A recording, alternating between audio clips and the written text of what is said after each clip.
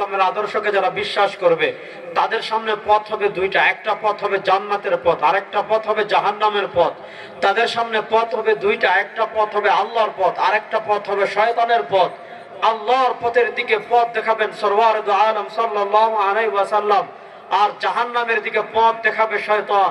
তো শুনেন, দুনিয়াতে শয়তান আপনাকে ডানে বামে সামন পিছন অনেক ছোট ছোট পথ তৈরি করে দুনিয়াতে শয়তান আমাদেরকে জাহান্নামের দিকে ডাকবে। নবী করিম সাল্লাল্লাহু আলাইহি ওয়াসাল্লাম সহিহ বুখারীতে হাদিস এসেছে, ইমাম ইবনে জারীর তাবারী রাহিমাহুল্লাহ তাফসীর ইবনে জারীর তাবারীতে এনেছেন, আন্না রাসূলুল্লাহ সাল্লাল্লাহু আলাইহি ওয়াসাল্লাম খাত্তা খাত্তান وقال هذا صراط مستقيم ثم خط عن يمينه خطوطا وعن شماله خطوطا وقال ففي رأس كل طريق شيطان يدعو الناس إلى نار جهنم। দুনিয়াতে আপনি পথ যখন চলতে চাইবেন, শয়তান আপনার ডানে পথ তৈরি করবে, শয়তান আপনার বামে পথ তৈরি করবে, শয়তান আপনার সামনে পথ তৈরি করবে, শয়তান আপনার পিছনে পথ তৈরি করবে। আল্লাহ তাআলা পবিত্র কোরআনে পরিষ্কার ভাষায় নির্দেশনা দিয়েছেন, ওয়ালা তাত্তাবিউ খুতুওয়াতিশ শাইতান। দুনিয়াতে পথ চলতে গিয়ে শয়তানের পথ অনুসরণ করা যাবে না। এবার বুঝেন, একটা পথের সন্ধান দিয়েছেন সরওয়ার দু আলম সাল্লাল্লাহু আলাইহি ওয়াসাল্লাম, ওই পথ হলো জান্নাতের পথ। আর সরওয়ার দু আলম সাল্লাল্লাহু আলাইহি ওয়াসাল্লামের পথের ডানে যত পথ তৈরি হবে, সরওয়ার দু আলম সাল্লাল্লাহু আলাইহি ওয়াসাল্লামের পথের বামে যে পথ তৈরি হবে, ওই পথ আধুনিক ইসলামের নামে হোক, ওই পথ স্মার্ট ইসলামের নামে হোক, ওই পথ মডার্ন ইসলামের নামে হোক, ওই পথ ডিজিটাল ইসলামের নামে হোক, যারা সরওয়ার দু আলম সাল্লাল্লাহু আলাইহি ওয়াসাল্লামের পথ থেকে বিচ্যুত হয়ে যাবে, যারা সরওয়ার দু আলম সাল্লাল্লাহু আলাইহি ওয়াসাল্লামের আদর্শ থেকে বিচ্যুত হয়ে যাবে, যারা সরওয়ার দু আলম সাল্লাল্লাহু আলাইহি ওয়াসাল্লামের সুন্নাহ থেকে বিচ্যুত হয়ে যাবে, যারা সরওয়ার দু আলম সাল্লাল্লাহু আলাইহি ওয়াসাল্লামের রক্ত পানি করে দান্দান শহীদ করা ইসলামের আদর্শ থেকে বিচ্যুত হয়ে যাবে, আল্লাহর জাতের কসম করে বলি, তাদের পথ কখনো জান্নাতের পথ হতে পারে না, তাদের পথ ইবলিস এবং জাহান্নামের পথ। ইয়া আইয়ুহাল, আল্লাহ বলেন, ওয়াল্লাযী আরসালা রাসূলাহু বিল হুদা, তিনি আল্লাহ তার নবীকে দুনিয়াতে প্রেরণ করেছেন হেদায়েত দিয়ে। বুঝা গেল, দুনিয়াতে পথ থাকবে অনেক, দুনিয়াতে মত থাকবে অনেক, দুনিয়াতে নেতা থাকবে অনেক, দুনিয়াতে নেত্রী থাকবে অনেক, দুনিয়াতে দল থাকবে অনেক। তোমার নেতা যদি তোমাকে নবীর পথে না ডাকে, তোমার দল যদি তোমাকে নবীর পথে না ডাকে, তোমার নেত্রী যদি তোমাকে নবীর পথে না ডাকে, আল্লাহর জাতের কসম করে বলি, আপনার নেতা যদি আপনাকে ভারতের দিকে ডাকে, আপনার নেত্রী যদি আপনাকে ভারতের দিকে ডাকে, আপনার দল যদি আপনাকে ভারতের দিকে ডাকে, আল্লাহর জাতের কসম করে বলি, সেটা সরওয়ার দু আলমের পথ না, সেটা শয়তান এবং ইবলিস এবং জাহান্নামের পথ।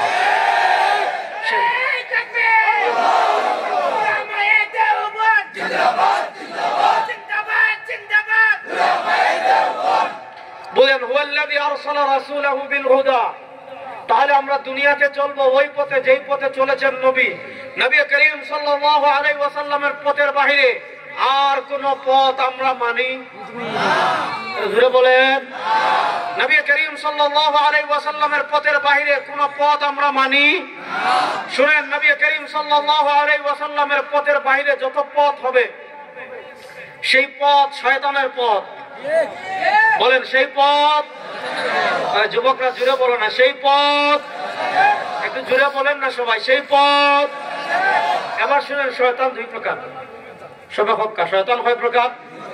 একটা হলো জিন শয়তান, একটা হলো মানুষ শয়তান। কুরআনুল কারীমে কুল আউযু বিরাব্বিন নাস মালিকিন নাস ইলাহিন নাস মিন শাররিল ওয়াসওয়াসিল খান্নাস আল্লাযী ইউওয়াসওয়িসু ফি সুদুরিন নাস মিনাল জিন্নাতি ওয়ান নাস।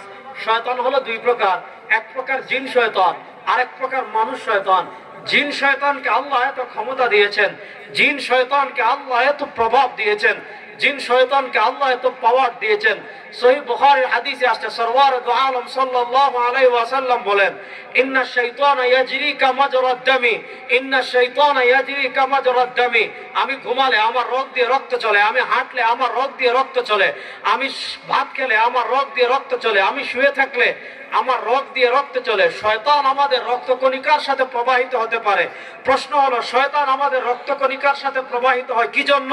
শয়তান আমাদের রক্তকণিকার সাথে প্রবাহিত হয় আমাদেরকে আল্লাহ রাব্বুল ইজ্জত ওয়াল জালালের পথ থেকে বিচ্যুত করার জন্য, আমাদেরকে জান্নাতের পথ থেকে বিচ্যুত করার জন্য, আমাদেরকে জাহান্নামের পথে নিয়ে যাওয়ার জন্য, আমাদেরকে আল্লাহর সাথে সম্পর্ক ছেদ করে জান্নাতের পথ থেকে বিচ্যুত করে আমাদেরকে জাহান্নামের পথে নিয়ে যাওয়া শয়তানের কাজ। এবার দেখেন, জিন শয়তান থেকে বাঁচার জন্য আপনি হুজুর থেকে তাবিজ নেন, জিন শয়তান থেকে বাঁচার জন্য আপনি ঝাড়ফুঁক করেন, জিন শয়তান থেকে বাঁচার জন্য আপনি 3 কুল পড়ে বলে বুকে ফু দেন। আপনি যখন ওয়াজ মাহফিল থেকে বাসায় ফিরে যাবেন, রাত অনেক হয়ে গেলে, রাস্তা যদি একা হয়, আপনি ভয় লাগে, তাহলে আপনি মনে মনে কুল হুয়াল্লাহ পড়েন, কুল আউযু বিল ফালাক পড়েন, কুল আউযু বিন নাস পড়েন। কেন? যাতে আপনি শয়তান থেকে বাঁচতে পারেন, জিন থেকে বাঁচতে পারেন, জিন শয়তান থেকে বাঁচতে পারেন। ইয়ার বাত সমঝনা চাইয়ে, কথা বোঝা দরকার। জিন শয়তান থেকে বাঁচার জন্য আপনি তাবিজ নেন, জিন শয়তান থেকে বাঁচার জন্য আপনি ঝাড়ফুঁক করেন, জিন শয়তান থেকে বাঁচার জন্য আপনি খতম পড়েন, জিন শয়তান থেকে বাঁচার জন্য আপনি হুজুরদেরকে দিয়ে দোয়া করান। প্রশ্ন হলো, শয়তানের একটা ক্যাটাগরি আছে মানুষ শয়তান। এবার প্রশ্ন হলো, জিন শয়তানকে তো আমি দেখি চিনি, মানুষ শয়তানকে আমি চিনবো কেমনে? শুনেন, জিন শয়তানের কাজ হলো আল্লাহর পথ থেকে মানুষদেরকে বিচ্যুত করা। জিন শয়তানের কাজ কি? সওয়ারিদ আলমের আদর্শ থেকে মানুষদেরকে বিচ্যুত করা। জিন শয়তানের কাজ কি? মানুষদেরকে জাহান্নামের পথ থেকে বিচ্যুত করে, মানুষকে জান্নাতের পথ থেকে বিচ্যুত করে জাহান্নামের পথে নিয়ে যাওয়া। এবার প্রশ্ন হলো, মানুষ শয়তান আপনি কেমনে চিনবেন? দেখেন, আপনি যাকে নেতা মানছেন সে আপনাকে আল্লাহর পথের দিকে ডাকে না, মানুষের পথের দিকে ডাকে। আপনি যাকে আদর্শ মানেন সে আপনাকে আল্লাহর জান্নাতের দিকে ডাকে নাকি আপনাকে সেকুলারিজমের দিকে ডাকে? সে আপনাকে আল্লাহর দিকে ডাকে নাকি সোশ্যালিজমের দিকে ডাকে? সে আপনাকে আল্লাহর দিকে ডাকে নাকি মানুষের তন্ত্রমন্ত্রের দিকে ডাকে? শুনেন, আপনার নেতা যদি আপনাকে এমন পথের দিকে ডাকে, আপনার নেতা যদি আপনাকে এমন আদর্শের দিকে ডাকে, আপনার নেতা যদি আপনাকে এমন ইজমের দিকে ডাকে যে ইজম আপনাকে মদিনা পর্যন্ত নেয় না, যে ইজম আপনাকে গায়ে হেরা পর্যন্ত নেয় না, যে ইজম আপনাকে আলিয়াম আকমালতু লাকুম দীনাকুম পর্যন্ত নেয় না, আল্লাহর জাতের কসম করে বলে ওই পথ কখনো জান্নাতের পথ হতে পারে না, ওই নেতা কখনো শয়তান ছাড়া আর কিছুই হতে পারে না। ওটা মানুষ নামক আপাদমস্তক শয়তান, শয়তান, শয়তান। স্লোগান পরে দিবেন, কথা আগে বুঝেন, স্লোগান দেওয়ার বহু সময় পাবেন, তাহলে কথা বুঝেন। আমরা দুনিয়াতে পথ চলবো একমাত্র কার? রাসূলের। বলেন, আমরা জীবনে পথ চলবো একমাত্র কার? এ কথায় আমরা সবাই একমত আছি তো? কারা কারা একমত আছি? আমরা কোন নেতার পথ মানি না। বলেন বলেন, আমরা কোন নেতার পথ মানি? হ্যাঁ, নেতা যদি কোরআন হাদিসের পথ দেখান মানতে কোনো সমস্যা, কিন্তু নেতা যদি ভারতের পথ দেখায়, নরেন্দ্র মোদীর পথ দেখায়, দিল্লির পথ দেখায়, আমাদের গন্তব্য দিল্লি না, আমাদের গন্তব্য ভারত না, আমাদের গন্তব্য মদিনা, আমাদের গন্তব্য গায়ে হেরা, আমাদের গন্তব্য আলিয়াম আকমালতু লাকুম দীনাকুম। সুতরাং ওই ভারতের দলালি রাজনীতি এই দেশে আর চলবে না, হবে না, হবে না, হবে না ইনশাআল্লাহ।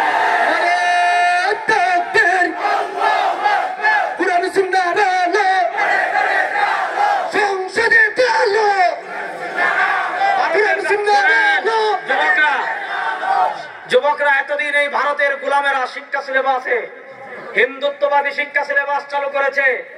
বিনা বুড়ে 15 বছর ক্ষমতায় থেকে এই দেশকে ভারতের অঙ্গরাজ্য বানানোর ষড়যন্ত্র করেছে। ওই ভারতের গোলামদের জায়গায় বাংলাদেশে আর হবে না ইনশাআল্লাহ। যদি ভারত আমাদের দিকে হাত বাড়ায়, ভারতের কালো হাত ভেঙে দেওয়ার জন্য সিলেটের যুবকরা প্রস্তুত আছে।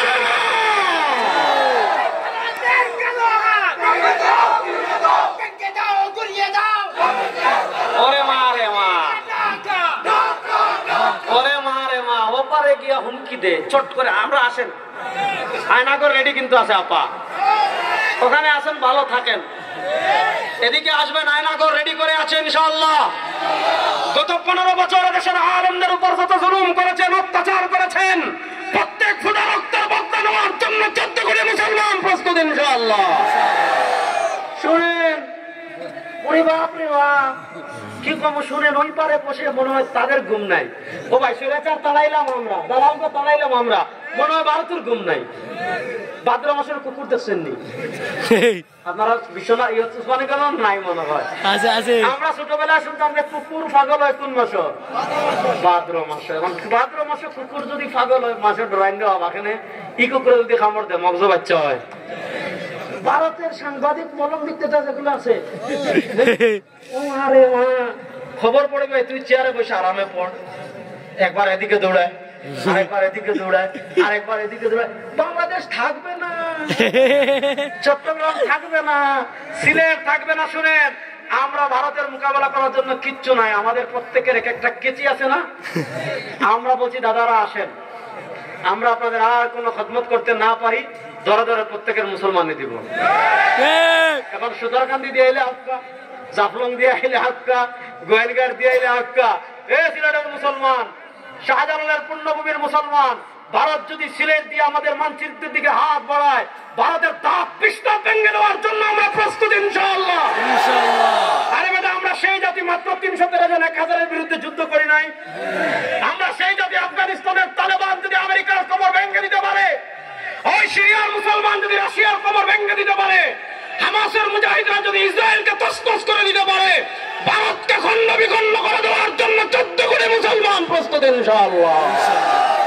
ওই ভারত গোনার টাইম হাসিনার আছে, আমাদের নাই। ওই হাসিনা গুনছে ব্যবহার পেয়ে গেছে। শুনেন, এই জানোয়াররা আমাদেরকে বলতো আমরা পাকিস্তানি রাজাকার। শুনেন নাই? আমাদের যাদের মাথায় পাঞ্জাবি, আমাদের যাদের মাথায় টুপি, যাদের মুখে দাড়ি, যারা পাঞ্জাবি পড়তাম, তারা আমাদেরকে বলতো পাকিস্তানি রাজাকার। এই যুবকরা, আমি আপনাদেরকে বলি, বলেন তো বাংলাদেশের কোন আলেমকে আপনারা কখনো পাকিস্তান পালিয়ে যেতে দেখেছেন? জোরে হক্কা, আল্লাহরে হাজির নাজির রেখে হক্কা। বাংলাদেশের কোন আলেম কখনো ভারতে পলায়ন করেছে? যারা আমাদেরকে পাকিস্তানি রাজাকার বলতো, তারা ভারতীয় রাজাকার।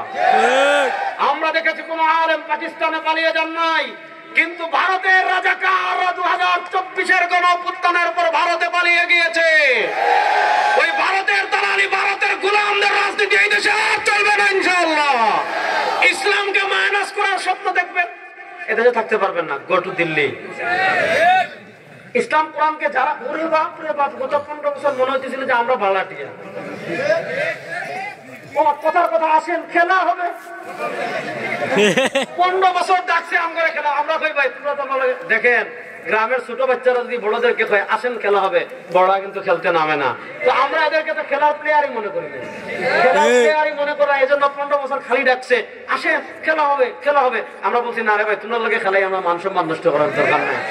এখন বিরক্ত হইতে হইতে হইতে হইতে খালি ডাকে আসেন খেলা হবে, খালি ডাকেন আসে খেলা হবে। এখন আমরা একটু নামলাম যে এত ডাকছো তাই খেলবো, ও মা আমরা খেলতে নামছি, সব প্রথম রান শেষ হওয়ার আগে সব ভারত। আমাদের সাথে খেলে পৃথিবীর কেউ পারে নাই, রোমানরা পারে নাই, কিসরা পারে নাই, কায়সার পারে নাই, বাইজেন্টাইন পারে নাই, আমেরিকা পারে নাই, রাশিয়া পারে নাই, ভারতও পারবে না ইনশাআল্লাহ। সুতরাং হতাশ হওয়ার কিছু নাই যুবকরা। ইমানের বলে বলিয়ান হন, কোরআনের বলে বলিয়ান হন, সরওয়ারে দু আলমের আদর্শের বলে বলিয়ান হন। আমার নবী ভবিষ্যৎবাণী করে গিয়েছেন, ইসাবাতান মিন উম্মতি আহরাজাহুমুল্লাহু মিনান নার। আমার উম্মার দুইটা দল এমন আছে, আমার উম্মার দুইটা বাহিনী এমন আছে, এই দুই দলে যারা যোগ দিবে, এই দুই বাহিনীতে যারা যোগ দিবে, আহরাজাহুমুল্লাহু মিনান নার। ইসাবাতান মিন উম্মতি আহরাজাহুমুল্লাহু মিনান নার।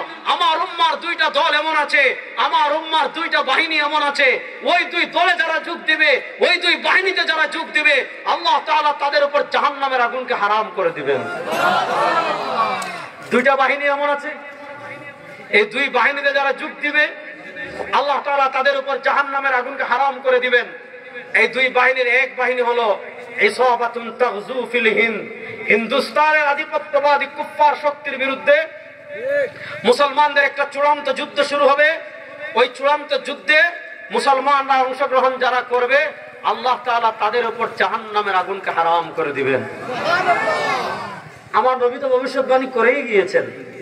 সুতরাং ভারত বাংলাদেশ নিয়ে হিসাব কিতাব একটু সাবধানে করেন, কারণ এখানে হিসাব কিতাব একটু উল্টাপাল্টা হবে।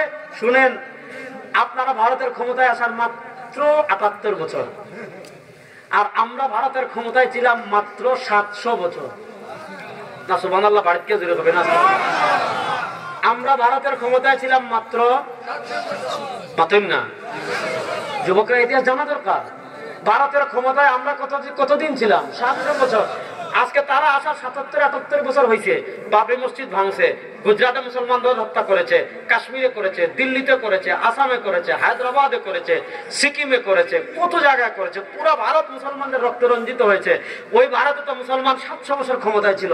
আরে বেটা, আমাদের ইসলাম যদি আমাদেরকে অনুমতি দিত, প্রত্যেক দিন যদি অস্ত্র দেখি একজন হিন্দুর পিছনে কালেমা পড়ত, তাহলে ৭০০ বছর আর হিন্দু থাকতো? সুতরাং বাড়াবাড়ি বেশি করেন না। একদিকে নবীর ভবিষ্যৎবাণী, আরেকদিকে ৭০০ বছরের মালিক আমরা। বাংলাদেশ নিয়ে বাড়াবাড়ি করবেন, সেভেন সিস্টার থাকবে না ইনশাআল্লাহ। যুবকরা ভারতের চূড়ান, ভারতের সাথে ওই নবীর ভবিষ্যৎবাণী সরওয়ারে দু আলম যে গাজওয়াতুল হিন্দের ভবিষ্যৎবাণী করে গিয়েছেন, সেই গাজওয়াতুল হিন্দের যদি সুযোগ আসে, ভারতের সাথে চূড়ান্ত লড়াই করার জন্য যুবকরা প্রস্তুত আছে না ইনশাআল্লাহ?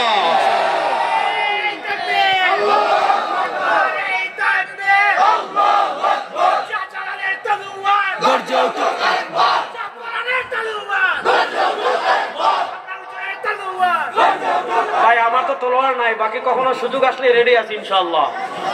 এরকম এক রেজাউল করিম না, লক্ষ লক্ষ রেজাউল করিম বাংলাদেশের ঘরে ঘরে আছে ইনশাআল্লাহ। শাহজালালের রুহানি সন্তানটা কিন্তু মরে যায় নাই, হয়তো একটু ঘুমিয়ে আছে। শাহজালাল মুজাররদ ইয়ামানে যদি তাকবীর দিয়ে গৌর গোবিন্দের প্রাসাদ ধ্বংস করে দেন, এই 14 কোটি মুসলমান দিল্লির রাজ প্রাসাদ দখল করার জন্য যথেষ্ট। কোনো আপোষ নাই, পৃথিবীর কারো কাছে মুসলমান মাথা নোয়া। শুনেন, যুবকদেরকে একটা কথা বলি, ভালো করে বুঝেন। আমি সব জায়গায় বলি, গত 100 বছর আমরা মার খেয়েছি, গত 100 বছর আমরা পরাজিত হয়েছি। এই পরাজিত হওয়ার দিন শেষ, এই শতাব্দীতে আমরা শুধু জয়লাভ করব। আফগানিস্তানে খেলা শেষ, আফগানিস্তানে খেলা, সিরিয়ায় খেলা, আফ্রিকায় খেলা শেষ হওয়ার পথে, তুরস্ক শেষ হওয়ার পথে, বাংলাদেশ সেমিফাইনাল শেষ, ফাইনাল হবে। আপনি শুনেন, যুবকদেরকে একটা কথা মাথায় বসাইয়েন, বাংলাদেশের সব মানুষ মিলে আওয়ামী লীগকে চালাইছে, ভারতের কি হয়েছে এখানে? তারা পাগল হয়ে গেল। শুনেন, এখানে 5ই আগস্টের যে গণঅভ্যুত্থান হয়েছে, এই গণঅভ্যুত্থানে আমরা শুধু আওয়ামী লীগকে পরাজিত করিনি, বরং এদেশের উপর ভারতের যে 52 বছরের আধিপত্যবাদ ছিল, এদেশের যুবকরা, এদেশের তরুণরা রক্ত দিয়ে ভারতের আধিপত্যবাদকে পরাজিত করে দিয়েছে। তারা এতদিন মনে করেছিল বাংলাদেশ তাদের অঙ্গরাজ্য, তারা উঠাইলে উঠে, তারা বসলে বসে, তারা নাচাইলে নাচায়, তারা চাইলে দিনের ভোট রাতে করে, তারা চাইলে বিনা ভোট করে, তারা চাইলে নিজেরা ভোট করে খেলে। মানে 15 বছর থেকে একটা লাউবালি ভাব হয়ে গিয়েছিল। দেখেন, এই সামান্য স্কুল কলেজ আমার ভার্সিটির বাইরে প্রথম বের হয়েছে, তারপর সারা বাংলাদেশের মানুষ একত্রিত হয়ে শুধু আমরা আওয়ামী লীগকে পরাজিত করিনি, ভারতের আধিপত্যবাদকে পরাজিত করেছি। ভারতের আধিপত্যবাদকে পরাজিত করে আমাদের গন্তব্য শেষ না, আমাদের সামনে চূড়ান্ত আরেকটা বিপ্লব আসছে, আমাদের সামনে চূড়ান্ত আরেকটা লক্ষ্য আছে, আমাদের সামনে চূড়ান্ত আরেকটা উদ্দেশ্য আছে। সেটা হলো বাংলাদেশের ঘর থেকে নিয়ে সংসদ পর্যন্ত আল্লাহর কোরআনকে আমরা বিজয় করবো ইনশাআল্লাহ। সংসদে চালো, কুরআন সুন্নাহর আলো, সংসদে চালো। ঘরে ঘরে জ্বালাইছি 52 বছর, এবার সংসদে জ্বালবো ইনশাআল্লাহ। এই যুবকরা, আমি আপনাদেরকে একটা ভালো কথা বলি, শুনবেন তো? কারা কারা শুনবেন? আগে কথা বলুন, আগে হাত তোলেন তো দেখি। বাংলাদেশের সব ইসলামী রাজনীতিবিদ, সব ইসলামী নেতৃবৃন্দ ঐক্যবদ্ধ হয়ে যদি ডাক দেন যে এবার সংসদে ইসলাম নেব, আছেন তো যুবকরা? এই যুবকরা সবাই আছেন তো ইনশাআল্লাহ? আল্লাহ সবাইকে ইসলামের জন্য কবুল করুক, সবাই বলেন আমিন। ওয়াল্লাযী আরসালা রাসূলাহু বিল হুদা। তাহলে বোঝা গেল আমরা দুনিয়ার সব ক্ষেত্রে নবীর পথ মানি, নবীর পথের বাইরে কোন পথ আমরা মানি না। এবার আসেন, আমরা নবীর পথ মনে করি কি? শুক্রবারে মসজিদে জুমার নামাজের পর জিলাপি খাওয়া। আমরা নবীর পথ মনে করি কি? যে শাহজালালের মাজারে উরুসে গিয়া এমন গাঞ্জা খাওয়া খাই রে ভাই 3 দিনে, আপনি উরুস শেষের দিন যদি আলিয়া মাঠের খান্দা ভাই আটতে পারতো না গাঞ্জার গন্ধে। আসেনি? দেখেন, তারা এটাই চায়। ইসলামের দুশ্মনরা, যুবকরা ভালো করে বুঝেন, ইসলামের দুশ্মনরা এটাই চায় যে আপনি ইসলামের নামে শাহজালালের মাজারে গিয়ে নাচানাচি করেন, আপনি ইসলামের নামে শাহজালালের মাজারের গজার রেখে মুড়ি হয়ে দেন, আপনি ইসলামের নামে ওই শাহপুরানোর ভোটকা থেকে লাল সুতা বাঁধেন, এগুলা করেন। আপনি যদি মাজারে পুরুষ করতে টাকা লাগে, টাকা দিবে, গজার মাছ পালতে টাকা লাগে, টাকা দিবে। আপনি যদি তাদেরকে কোন যে শাহজালালের মাজারের পুকুরটা স্বর্ণ দিয়ে বাধাই করে দেয়, বাধাই করে দিবে। কারণ তারা চায় মুসলমান মাজার নিয়ে থাকুক, মুসলমান শুক্রবারে জুমার নামাজের পর জিলাপি নিয়ে থাকুক, মুসলমান বিরিয়ানি নিয়ে না থাকুক, মুসলমান গাঞ্জা নিয়ে থাকুক। এই ফাঁকে রাষ্ট্র তারা নিয়ে নিবে, সংসদ তারা নিয়ে নিবে, সংবিধান তারা নিয়ে নিবে, বিচার ব্যবস্থা তারা নিয়ে নিবে, আইন আদালত তারা নিয়ে নিবে, সব কিছু তারা। আর মুসলমানরা শুক্রবারে জুমার নামাজ পর গরম খিচুড়ি খান। ঠিক। আমি কি কথাটা বুঝাইতে পারছি? তাহলে আমরা দুনিয়াতে পথ চলবো নবীর, পথ চলবো কার পথ? এটা জুড়ে বলেন না, কার পথ চলবো, কার পথ? আল্লাহ কোরআনে বলেছেন লাকাদ কানা লাকুম ফি রাসূলিল্লাহি উসওয়াতুন হাসানাহ। আল্লাহ কোরআনে বলেছেন মাইয়ুতির রাসূল ফাকাদ আতা আল্লাহ। আল্লাহ কোরআনে বলেছেন ফালা ওয়া রাব্বিকা লা ইউমিনুনা হাত্তা ইউহাক্কিমুকা ফীমা শাজারা বাইনাহুম সুম্মা লা ইয়াজিদু ফি আনফুসিহিম হারাজাম মিম্মা কাযাইতা ওয়া ইউসাল্লিমু তাসলিমা। শুনেন, জীবনের সব ক্ষেত্রে আমাদের জন্য ভারত আদর্শ না, আমাদের জন্য কার্ল মার্কস আদর্শ না, আমাদের জন্য লেনিন আদর্শ না, আমাদের জন্য আব্রাহাম লিঙ্কন আদর্শ না, আমাদের জন্য ভারত আদর্শ না, আমাদের জন্য আমেরিকা আদর্শ না, আমাদের জন্য চীন আদর্শ না, আমাদের জন্য রাশিয়া আদর্শ না। আমাদের জন্য আদর্শ হলেন সরওয়ারে দু আলম, তাজদারে মদিনা, তাজদারে মদিনা, ফখরে দু আলম, ফখরে মওজুদাত জনাবে মুহাম্মদুর রাসূলুল্লাহ। এখন আল্লাহ নবীর আদর্শ কোন জায়গায়? সব জায়গায়। বলেন আল্লাহ নবীর আদর্শ কোন জায়গায়? দেখেন আল্লাহ নবী সাল্লাল্লাহু আলাইহি ওয়াসাল্লাম কেমনে হাঁটবো আমাদেরকে শিখিয়েছেন, শিখান নাই? কেমনে খাবো আমাদেরকে শিখান নাই? শিখাইছেন। কেমনে হাঁটবো তাও শিখাইছেন, কেমনে খাবো তাও শিখাইছেন, কেমনে ঘুমাবো তাও শিখাইছেন, কেমনে ইস্তিনজায় যাবো তাও শিখাইছেন, কেমনে বাথরুম থেকে বের হবো তাও শিখাইছেন, কেমনে চুল রাখবো তাও শিখাইছেন, কেমনে দাড়ি রাখবো তাও শিখাইছেন, কেমনে পোশাক পরবো তাও শিখাইছেন, কেমনে ব্যবসা করবো তাও শিখাইছেন, কেমনে রাজনীতি করবো তাও শিখাইছেন, কেমনে রাষ্ট্র পরিচালনা করবো তাও শিখিয়েছেন, কেমনে বিচার করবো তাও শিখিয়েছেন, কেমনে সংবিধান লিখবো তাও শিখিয়েছেন, কেমনে সংসদ চালাবো তাও শিখিয়েছেন। সুতরাং একজন মুসলমানের জন্য জীবনের সব ক্ষেত্রে নবী আদর্শ। তার রাজনীতি থেকে শুরু করে, তার রাষ্ট্র পরিচালনা থেকে শুরু করে, তার অর্থনীতি থেকে শুরু করে, তার ব্যবসা থেকে শুরু করে, সব ক্ষেত্রে রাসূল তার আদর্শ। রাসূলের বাইরে আর কেউ তার আদর্শ হতে পারেন না। মুসলমান যুবক, এখন চিন্তা করেন আপনারা, আপনার জীবনের কত পার্সেন্টে আপনি রাসূল সাল্লাল্লাহু আলাইহি ওয়াসাল্লামকে আদর্শ মানেন? আপনার শরীরে রাসূল সাল্লাল্লাহু আলাইহি ওয়াসাল্লামের আদর্শ আছে কিনা? আপনার চেহারায় রাসূল সাল্লাল্লাহু আলাইহি ওয়াসাল্লামের আদর্শ আছে কিনা? আপনার পরিবারের রাসূল সাল্লাল্লাহু আলাইহি ওয়াসাল্লামের আদর্শ আছে কিনা? আপনার সমাজে রাসূল সাল্লাল্লাহু আলাইহি ওয়াসাল্লামের আদর্শ আছে কিনা? আপনার রাজনীতিতে রাসূল সাল্লাল্লাহু আলাইহি ওয়াসাল্লামের আদর্শ আছে কিনা? আপনার সংবিধানে রাসূল সাল্লাল্লাহু আলাইহি ওয়াসাল্লামের আদর্শ আছে কিনা? আপনার বিচার ব্যবস্থায় রাসূল সাল্লাল্লাহু আলাইহি ওয়াসাল্লামের আদর্শ আছে কিনা? আপনার সংসদে রাসূল সাল্লাল্লাহু আলাইহি ওয়াসাল্লামের আদর্শ আছে কিনা? এগুলো মুসলমানদের যাচাই করার দরকার আছে না? না, আপনি চিন্তা করেন। আমরা বলি বাংলাদেশের ৯২% মুসলমান, আমাদের সংবিধানে ইসলাম আছে? নাই। আমাদের বিচার ব্যবস্থা ইসলাম আছে? নাই। আমাদের সংসদে ইসলাম আছে? নাই। আমাদের অর্থনীতিতে ইসলাম আছে? নাই। আমাদের আইন আদালতে ইসলাম আছে? নাই। সুপ্রিম কোর্টে নাই, হাইকোর্টে নাই, কোথাও ইসলাম নাই। তো ইসলামকে আইছে খালি শুক্রবারে গরম জিলাপি খাওয়ার জন্য? হুয়াল্লাযী আরসালা রাসূলাহু বিল হুদা, তিনি আল্লাহ তার রাসূলকে প্রেরণ করেছেন হেদায়েত দিয়ে।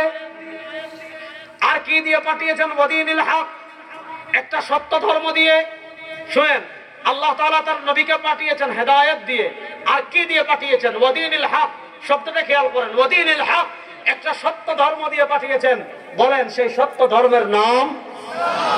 বলেন না, সেই সত্য ধর্মের নাম? সেই সত্য ধর্মের নাম? সেই সত্য ধর্মের নাম? আল্লাহ ইসলামের ক্ষেত্রে একটা শব্দ ব্যবহার করেছেন, সেটা হলো হক। এটার থেকে আমাদেরকে আকীদা শিখতে হবে, এটার থেকে আমাদের বিশ্বাস দৃঢ় করতে হবে, এটার থেকে আমাদেরকে সুদৃঢ় আকীদা শিখতে হবে। পৃথিবীতে ধর্ম অনেক আছে, হিন্দু ধর্ম আছে, বৌদ্ধ ধর্ম আছে, ইহুদি ধর্ম আছে, খ্রিস্টান ধর্ম আছে, সেকুলারিজম আছে, সোশ্যালিজম আছে, কত তন্ত্র মন্ত্র আছে, সব আমরা জানিও না, সব আমরা চিনিও না। শুনেন, ধর্ম পালনের স্বাধীনতা আছে। আপনি হিন্দু হয়ে হিন্দু পালন করেন, আমরা জোরপূর্বক আপনাকে মুসলমান বানাবো না, আমরা আপনাকে বাধা দিব না। আপনি খ্রিস্টান থাকবেন, আমরা অস্ত্র দেখিয়ে, ক্ষমতা দেখিয়ে জোরপূর্বক আপনাকে মুসলমান বানাবো না, আপনার ধর্ম পালন করতে বাধা দিব না। আপনি ইহুদি হয়ে থাকবেন, আমরা অস্ত্র দেখিয়ে আপনাকে মুসলমান বানাবো না, আপনার ধর্ম পালন করতে বাধাও দিব না। আপনি ধর্ম পালনের স্বাধীনতা আছে, আপনি ইসলাম গ্রহণ না করলে আপনার ধর্ম আপনার মতো পালন করেন। কিন্তু মুসলমান আকীদা ক্লিয়ার রাখতে হবে, বিশ্বাস ক্লিয়ার রাখতে হবে। আল্লাহ জাল্লা জালালুহু ওয়া আম্মা নাওয়ালুহু পবিত্র কোরআনে সুস্পষ্ট ভাষায় বলেছেন ইন্নাদ-দীন ইনদাল্লাহিল ইসলাম, আল্লাহ সুস্পষ্ট ভাষায় বলেছেন ওয়ামান ইয়াবতাগি গায়রাল ইসলামি দীনান ফালান ইউকবালা মিনহু, ইসলাম ছাড়া আর কোন তন্ত্র মন্ত্র পরকালে আপনাকে মুক্তি দিতে পারবে না। ইসলাম ছাড়া আর কোন ধর্ম পরকালে আপনাকে মুক্তি দিতে পারবে না। পরকালে চিরস্থায়ী জাহান্নাম থেকে বাঁচানোর একমাত্র পথ ইসলাম। ইসলাম ছাড়া আর কোন তন্ত্র মন্ত্র কোন ধর্ম দিয়ে পরকালে কেউ মুক্তি লাভ করতে পারবে না। বলেন না পারবে, জোরে বলেন পারবে না। আল্লাহ রাব্বুল ইজ্জত ওয়াল জালালের কাছে দ্বীন হক, সত্য ধর্ম একমাত্র ইসলাম। বলেন সত্য ধর্ম একমাত্র ইসলাম। আর আসতে বলেন ইসলাম। যুবকরা জুড়ে বলেন না সত্য ধর্ম একমাত্র ইসলাম। ইসলামের বাহিরে কোন সত্য ধর্ম নাই। বলেন ইসলামের বাহিরে কোন সত্য ধর্ম নাই। এখন ইসলাম কতটুকু মানবেন? পয়েন্ট। ইহুদিদের স্বভাব কি ছিল জানেন? আল্লাহ তাআলা পবিত্র কোরআনে বলেছেন আফাতুমিনুনা বিবাদিল কিতাবি ওয়া তাকফুরুনা বিবাদ। মনোযোগ যুবকরা, খুব কান খাড়া করে শুনেন। ইহুদি খ্রিস্টানরা ধর্ম পুরা মানত না। যেটা মতের পক্ষে আসতো ধর্ম রেডি, মতের বিপক্ষে গেলে ধর্ম মানত না। যুক্তির পক্ষে আসলে ধর্ম মানত, যুক্তির বিপক্ষে গেলে ধর্ম মানত না। নেতার পক্ষে আসলে ধর্ম মানত, নেতার বিপক্ষে গেলে ধর্ম মানত না। আপার পক্ষে আসলে ধর্ম মানত, আবার বিপক্ষে গেলে ধর্ম মানত না। কথিত জাতির আব্বার পক্ষে আসলে ধর্ম মানত, বিপক্ষে গেলে ধর্ম মানত না। আমাদের জাতীয় পরিচয় আমরা মুসলিম। বলেন আমাদের জাতীয়তাবাদ আমরা, যুবকরা বলেন আমাদের জাতীয়তাবাদ আমরা। আর মুসলমানদের জাতির পিতা হযরত ইব্রাহিম। বলেন মুসলমানদের জাতির পিতা হযরতে ইব্রাহিম। কোন লেডি ফেরাউনের বাপ আমাদের জাতির পিতা হতে পারে না। আমাদের জাতির পিতা হযরতে ইব্রাহিম। মিল্লাত আবিকুম ইব্রাহিম। যুবকরা পড়ো না মিল্লাত আবিকুম ইব্রাহিম। সুতরাং আমাদের জাতির পিতা ইব্রাহিম। ইব্রাহিমের বাইরে কোন জাতির পিতা আব্বা আম্মা চাচা আমরা মানি না। আকীদা ক্লিয়ার, কোনো ভেজাল নাই। মুসলমানদের জাতির পিতা একমাত্র হযরতে ইব্রাহিম। আরে আমার জাতির পিতা ইব্রাহিম, তার বাপ ছিলেন আজর। পিতা মূর্তি বানাইতো, আল্লাহ তার করে ইব্রাহিমকে পাঠিয়েছেন মূর্তি ভাঙ্গার মিশন নিয়ে। আমাদের জাতির পিতা ইব্রাহিম মূর্তি ভাঙ্গার মিশন নিয়ে দুনিয়াতে এসেছেন। মূর্তি থাকবে মন্দিরে, হিন্দুরা যত ইচ্ছা তত মন্দির তাদের মন্দিরে বানাক, তারা পূজা করুক, আমাদের কিছু যায় আসে না। 92% মুসলমানের দেশে 4000 কোটি টাকা। তার বাপের টাকা এগুলো চুরের দলের চুর ডাকাইতে। এক সালমান এফ রহমান শুনেন আজকে পত্রিকায় রেখেছে 53,000 কোটি টাকা চুরি করছে। আপনারা পক্ষে 53,000 কোটি টাকা যদি নেওয়া যেত কয়খান তাক লাগবো? ফুকা দোকানে 53 লাখ কোটি টাকা বলে 2 বিঘা নিবে। 2 বিঘা 1 কোটি টাকা নিতে পারবা কিনা সন্দেহ আছে। বুঝছেন না নতুন মানুষ। বাদ দিলাম। আচ্ছা কথা ভালো করে বুঝেন। আমাদের দেশের টাকা আসে, আমাদের দেশের টাকার ইনকাম সোর্স হলো দুইটা। একটা হলো প্রবাসীদের রেমিটেন্স, আর আরেকটা হলো আমাদের যে কারখানা আছে, কারখানার থেকে টাকা শ্রমিক মানে বিদেশের বাজারে যে আমাদের কাপড় যায়। দেখেন আমাদের প্রবাসীরা মাথার গাম পায়ে ফেলে টাকা দেয়, আর এই চুরের বাচ্চারা টাকাগুলো চুরি করে নিয়ে যায়। এক সুরে যদি 53 লাখ কোটি টাকা, আমি চিন্তা করেন 53 লাখ না 53,000 কোটি টাকা যদি একজন চুরি করে, তাহলে গত 15 বছরে একদম ছাত্রলীগের ফরিদপুরের এক জেলা সভাপতি 2000 কোটি টাকা পাচার করছে। তাহলে আপনি হিসাব করেন বাংলাদেশকে কি করে গেছে তারা। এদের পক্ষে যদি দালালি করেন থাপড়ায় দাঁত সুদা করে ফেলাম ইনশাআল্লাহ। কথা একদম ক্লিয়ার। কথা ভালো করে বুঝেন। যে কথাটা আমি বলতে চাচ্ছি এই কথাটা ভালো করে বুঝেন। আমাদের দেশের 4000 কোটি টাকা দিয়ে গত 15 বছর রাস্তার মুড়ে মুড়ে মুড়ে মুড়ে মুড়ে মুড়ে বাপের মূর্তি বানাইছিল। আমরা বলেছিলাম, আলেমরা বলেছিলাম মূর্তি বানায়েন না, ক্ষমতা গেলে মূর্তি থাকবো না। আরে বাপ রে বাপ, কি হুমকি রে বাপ। খালি তারা হুমকি না, পুলিশও হুমকি দিছে, এসপি হুমকি দিছে যে জাতির পিতার মূর্তির দিকে হাত ভাঙলে, হাত বাড়ালে হাত ভেঙে দিব। আমাদেরকে বলেছে আমরা পাকিস্তানে চলে যাব। আমরা বলেছিলাম শুনেন, ইসলাম মূর্তি বানানোর অনুমতি দেয় না, ভালোবাসা জোর করে আদায় করা যায় না, রাষ্ট্রের টাকা খরচ করে মূর্তি বানাইয়েন না, ক্ষমতা গেলে মূর্তি একটাও থাকবে না। আপা পলায়ন করার খবর পাইছে বাঙালি 2:30টায় বাংলাদেশ, যে আপা ভারতে চলে গেছেন। বাংলাদেশে খবর পাইছে আপা ভাগছে বাংলাটায় 5:30টার ভিতর সব মূর্তি শেষ। এই যুবকরা ঐক্যবদ্ধ থাকেন, রাস্তার মুড়ে মুড়ে আর কারো মূর্তি বানাতে দেব না, দেব না, দেব না। মুসলমানদের দেশে আপনি মূর্তি বানাবেন কেন? রাস্তায় ক্যালিগ্রাফি করেন, আল্লাহ লেখে, মুহাম্মদ লেখে। সৌদি আরব দেখবেন কি সুন্দর করে রাস্তার মুড়ে মুড়ে সুবহানাল্লাহ লিখে রাখছে। আপনি একবার সুবহানাল্লাহ পড়বেন, সওয়াব হবে। ও মা, তারা আপনার মূর্তি বানিয়ে রাখছে। তাহলে বলেন ওদি আমার ওদিনিল হক, বলেন সত্য ধর্ম একটা, সেটার নাম বলেন না, সত্য ধর্ম একটা, সেটার নাম। এবার আসেন আল্লাহ ইসলাম কেন দিলেন? আপনি তো মনে করছেন যে শুক্রবার মাশাআল্লাহ প্রত্যেক শুক্রবারে দেখি কোনো না কোনো সিন্নি আছে। আপনি খুশি যে যাক আলহামদুলিল্লাহ, কোন সপ্তাহ জিলাপি ভাইয়ার, কোন সপ্তাহ নিমকি ভাইয়ার, কোন সপ্তাহ ফুলাও ভাইয়ার, কোন সপ্তাহ আখনি ভাইয়ার। আর কিটা লাগে? শুনেন, আল্লাহ আর নবীর ইসলাম আপনি আখনি খান, এটা খাওয়া হারাম না, নাউজুবিল্লাহ। আপনি জিলাপি খান, মিষ্টি খান, আখনি খান, খিচুড়ি, যা মন চায় হালাল খাবার, কোনো প্রবলেম নাই। কিন্তু আল্লাহ ইসলাম কেন দিয়েছেন? লিইয়ুযহিরাহু আলা দ্দীনি কুল্লি হুয়াল্লাযী আরসালা রাসূলাহু বিল হুদা। তিনি আল্লাহ তার রাসূলকে প্রেরণ করেছেন হেদায়েত দিয়ে, ওয়াদিনিল হক্কি, আর একটা সত্য ধর্ম দিয়ে পাঠিয়েছেন। সত্য ধর্ম দিয়ে কেন পাঠিয়েছেন? লিইয়ুযহিরাহু আলা দ্দীনি কুল্লি, সব ধর্মের উপর ইসলামকে বিজয়ী থাকার জন্য আল্লাহ প্রেরণ করেছেন। লিইয়ুযহিরাহু আলা দ্দীনি কুল্লি, ইহুদিবাদ, খ্রিস্টবাদ, নাস্তিকতাবাদ, হিন্দুত্ববাদ, বৌদ্ধবাদ, সোশ্যালিজম, ডেমোক্রেসি, ন্যাশনালিজম, কমিউনিজম, ধর্মনিরপেক্ষতা, সব কিছুর উপর বিজয়ী থাকবে ইসলাম। ইসলামের উপর কিছুই থাকতে পারে না। এবার বলেন, শেষ কথা ভালো করে কথা শুনেন। আল্লাহ তাআলা ইসলামকে বিজয়ী করার জন্য দুনিয়াতে পাঠিয়েছেন। কিয়ামতের দিন আল্লাহ যদি আমাদেরকে জিজ্ঞাসা করেন, তোমরা না বাংলাদেশে 92% মুসলমান ছিলা, আমি ইসলামকে দিয়েছি বিজয়ী করার জন্য, ইসলামকে বিজয়ী করার জন্য তোমরা কি করেছো? কোন উত্তর দিতে পারবেন? তাহলে বলেন, এই পরিবর্তিত বাংলাদেশে আমরা ইসলামকে বিজয়ী দেখতে চাই কি চাই না? মাত্র একজন।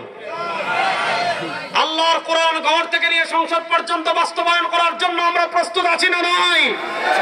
আরে 52 বছর ক্ষমতার পরিবর্তন একবার হয় নাই, নেতার পরিবর্তন একবার হয় নাই, চেয়ারের পরিবর্তন একবার হয় নাই।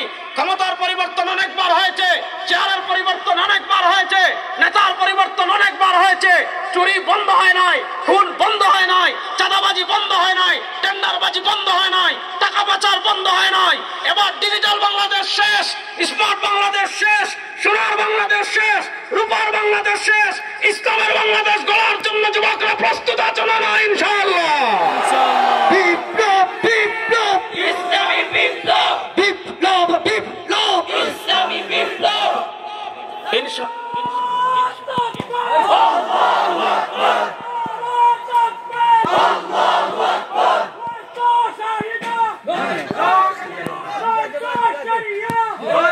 জানেন, আমাদের সবচেয়ে বড় চিন্তার জায়গা হলো বুদ্ধিবৃত্তিক দুর্বলতা।